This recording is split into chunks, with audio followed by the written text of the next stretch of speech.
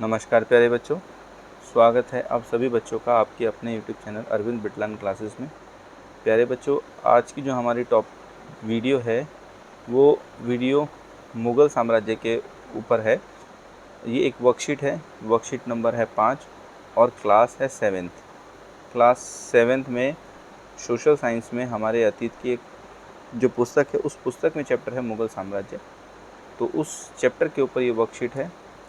इस वर्कशीट में बेसिकली आज हम बच्चों मुग़ल और उनके उत्तराधिकार की परंपराओं के बारे में जानेंगे कि मुग़ल जो थे और उनकी जो उत्तराधिकार की परंपराएं थी वो किस तरह से वो अपने परंपराओं को फॉलो करते थे। ठीक है बेटा, तो जो बच्चे चैनल से नहीं जुड़े हैं चैनल को सब्सक्राइब कीजिएगा, वीडियो अच्छी लगी तो उसको लाइक कीजिएगा और दूसरे बच्चों को भी शेयर कीजिएगा। ठीक है बच्चों, तो चलिए शुरू करते हैं हम लोग। जैसा आप देख पा रहे हैं यहाँ पर हमें एक पिक्चर दी हुई है। इस पिक्चर की अगर हम बात करते हैं, इस फ़ोटो की अगर हम बात करते हैं तो यहाँ पे आपको कुछ व्यक्ति दिख रहे हैं। तो बीच में जो व्यक्ति बैठा है प्यारे बच्चों, ये है तैमूर। तैमूर, ठीक है, इसका पूरा नाम तैमूर लंग हुआ करता था और ये बेसिकली कहाँ का था? ये ईरान का था, जिसने भारत पर 1398 ईस्वी में हमला किया था। ठीक है, तो ये तैमूर है और ये सभी तैमूर के वंशज उसके आसपास बैठे हैं, जिसमें बाबर, हुमायूं, अकबर, इन सब की जो है फ़ोटो दी गई है। ठीक है, तो ये तैमूर और उसके उत्तराधिकारी और मुग़ल शासक हैं। ठीक है, तो क्योंकि आप बच्चों को पता है कि जो मुग़ल थे ये तैमूर को जो है तैमूर इनके पितृपक्ष से था, मुग़लों के पितृपक्ष से जो था तैमूर बिलोंग करता था और ये अपने आप को तैमूर का वंशज कहना काफ़ी जो है गौरव महसूस करते थे। दूसरी जो फ़ोटो है प्यारे बच्चों यहाँ पर जो दी गई है, ये आप देख पा रहे हैं, ये है बाबर की, जो पहला मुग़ल बादशाह था जिसने साल 1526 में पानीपत की लड़ाई में इब्राहिम लोदी को हराया था और भारत में मुग़ल साम्राज्य की नींव रखी थी। ठीक है प्यारे बच्चों, चलिए अब देखते हैं। तो यहाँ पर आपको कुछ संवाद दिए गए हैं, इधर आपको कुछ संवाद दिए गए हैं, ये देखिए। तो ये आप बच्चे पढ़ लीजिएगा संवाद, हम सीधा टॉपिक पे चलते हैं। तो यहाँ जैसे पैराग्राफ दिया हुआ है हमें मुग़ल वंश के बारे में, आइए हम समझते हैं। तो देखिए यहाँ जैसे बताया गया है कि मुग़ल 2 महान शासकों के वंशज थे। जैसे मैंने बताया, मुग़ल जो थे वो 2 महान शासकों के वंशज थे। तो अगर हम बात करते हैं मुग़ल की अगर हम बात करते हैं तो मातृपक्ष से ये चंगेज़ खान के वंशज थे। ठीक है, और पितृपक्ष से ये किसके? तैमूर के वंशज थे। परंतु ये अपने आप को तैमूर का वंशज कहना काफ़ी फ़ायदेमंद मानते थे, काफ़ी इनको अच्छा लगता था, अपने आप को काफ़ी गौरवान्वित महसूस करते थे।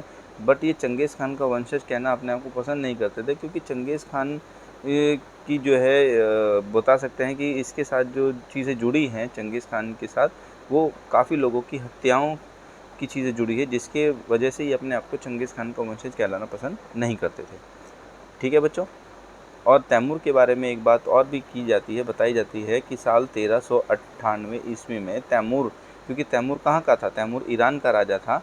तो इसने भारत में साल 1398 ईस्वी में हमला किया था और दिल्ली को जीता था और बहुत सारा पैसा ये लूट कर अपने देश में ले गया था। ठीक है, चलिए आगे देखते हैं। आगे कहता है, मातृपक्ष की ओर से वे चीन तथा मध्य एशिया के मंगोल शासक चंगेज़ खान के उत्तराधिकारी थे, जैसे कि मैंने आपको बताया। और दूसरी तरफ पिता की ओर से वो तैमूर के वंशज थे, जो ईरान, इराक एवं वर्तमान तुर्की के शासक थे। तैमूर ने 1398 ईस्वी में दिल्ली को जीता। जैसे मैंने आपको बताया कि साल 1398 ईस्वी में तैमूर ने हमला किया था दिल्ली पर। ठीक है, और उस समय दिल्ली का जो शासक था वो था नसीरुद्दीन महमूद। ठीक है, ये दिल्ली का शासक हुआ करता था और ये तुगलक वंश का था। तो जब तैमूर ने दिल्ली पर हमला किया तो नसीरुद्दीन महमूद जो था वो उस हमले से दिल्ली को बचा नहीं पाया और तैमूर के साथ युद्ध में ये हार जाता है।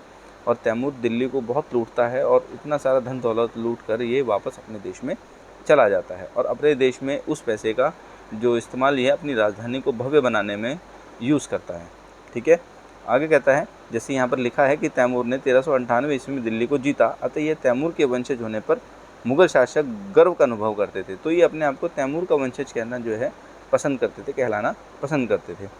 आगे कहता है, मुग़ल काल में अपने पिता के राज्य का अधिकारी उसका बड़ा पुत्र नहीं होता था, ठीक है। तो इसमें जो ज्येष्ठाधिकार का जो नियम होता था वो मुग़लों के उत्तराधिकार के नियम में जो था वो लागू नहीं होता था, क्योंकि इसमें यहाँ पे लिखा भी हुआ है कि उत्तराधिकार जो होता था, जैसे अगर किसी बादशाह की मृत्यु हो जाती थी तो बादशाह की मृत्यु के बाद मुग़ल वंश के अंदर जो बड़ा बेटा होता था, ज़रूर नहीं है वो राजा बनेगा, बल्कि राज्य की जो संपत्ति थी वो बाकी सभी बच्चों के बीच में बराबर बांट दी जाती थी। इसको मैं ऐसे समझाना चाहूँगा, जैसे बाबर है यहाँ पर, ठीक है, बाबर के 4 पुत्र थे, ठीक है। तो सबसे पहले हुमायूं, फिर कामरान, एक है अक्सरी और लास्ट का हिंदल, ठीक है, हिंदल। तो जब बाबर की मृत्यु होती है तो उसकी मृत्यु के बाद बाबर अपने बेटे हुमायूं से कहता है कि वो अपने राज्य के कुछ भाग अपने भाइयों को भी बांट दें। तो बाबर की मृत्यु के पश्चात बाबर का जो साम्राज्य होता है वो बाकी चारों जो बच्चे होते हैं उसके, हुमायूं, कामरान, अक्सरी और हिंदल, उनमें बराबरी में बांट दिया जाता है, ठीक है। तो यहीं से हमें ये बात समझ में आती है कि ये लोग उत्तराधिकार के जो नियम हुआ करता था, जो ज्येष्ठ अधिकार का जो नियम होता था, पिता के मरने के बाद जो बड़ा बेटा गद्दी पर बैठेगा, उस नियम को ये फॉलो नहीं करते थे, बल्कि संपत्ति को सभी भाइयों में बराबर बांट दिया जाता था।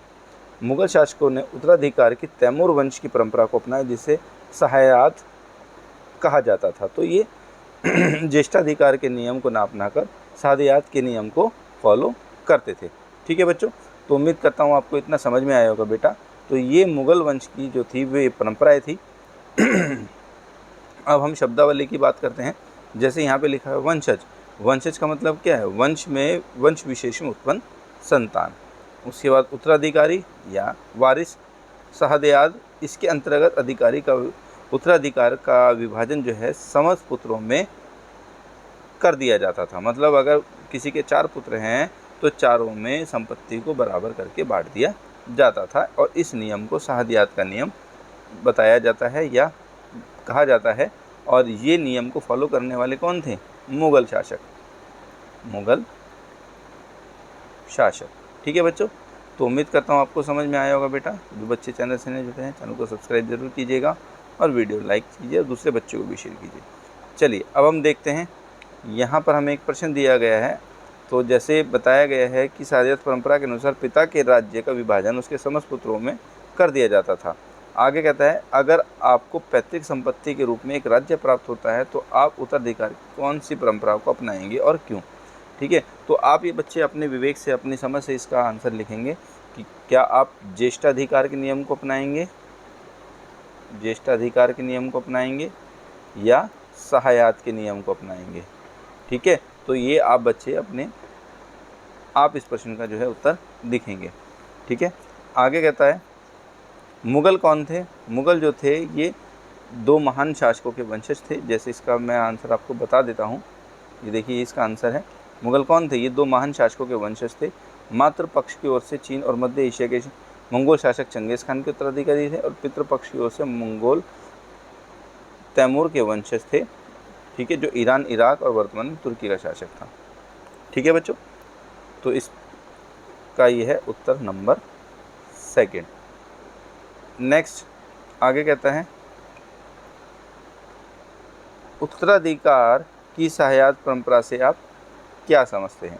तो सहायता जो परंपरा है क्या है? तो इसका आंसर ये देखिए यहाँ से हमें मिल सकता है। ये है इसका पूरा जो है इसका उत्तर। तो ये है हमारा उत्तर नंबर 3।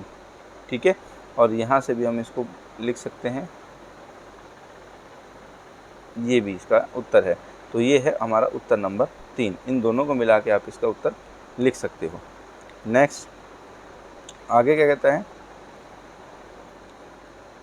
आगे कहता है, तैमूर ने शासन किया। तो देखिए यहाँ से इसका हमें उत्तर मिल जाएगा। ये रहा इसका उत्तर, ईरान, इराक और तुर्की। ठीक है, तो यहाँ पर हम इसका उत्तर लिख सकते हैं, ईरान, इधर इराक और इधर आएगा तुर्की। ठीक है बच्चों, आगे आता है प्रश्न नंबर 5 में, तैमूर ने दिल्ली जीती 1398 ईस्वी में तैमूर ने दिल्ली को जीता। ठीक है, आगे कहता है प्रश्न नंबर 6। प्रश्न नंबर 6 में कहता है मुग़ल शासकों की सूची बनाइए। तो देखिए, अगर मुग़ल शासकों की हम सूची बनाते हैं तो आप जानते हैं सबसे पहले क्या है, बाबर है, उसके बाद फिर आता है हुमायूं, ठीक है, उसके बाद आता है अकबर, फिर आता है जहांगीर, ठीक है, फिर आता है शाहजहां, और लास्ट में है जो अंतिम ताकत मुग़ल राजा था वो है औरंगज़ेब।